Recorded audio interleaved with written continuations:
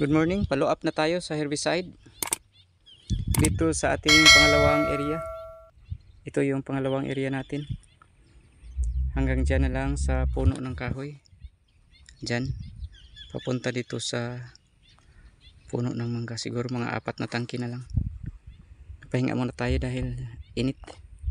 Masyadong mainit na ang panahon.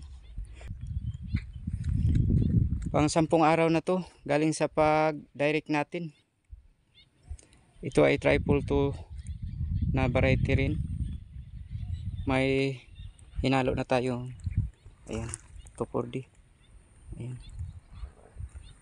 So, hinaluan natin dahil maraming katulad nito ng mga sagbot. Tawag dito sa amin lato-lato. Tsaka kahoy-kahoy. Ayan.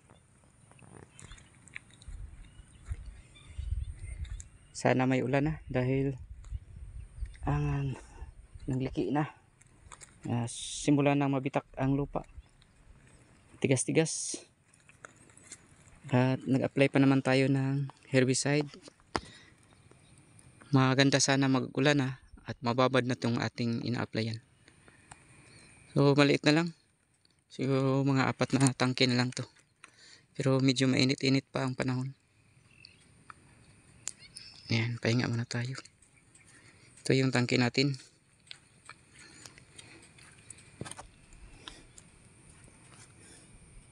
Maliit na lang sana pero mainit na.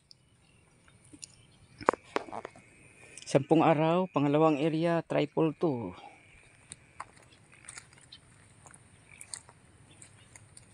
Follow up application na tayo, herbicide.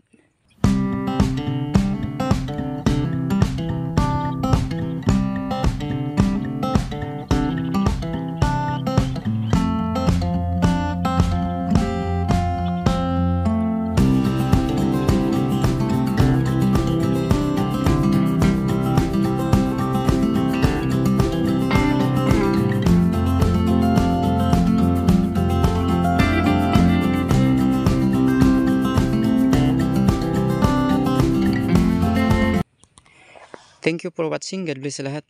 Happy farming.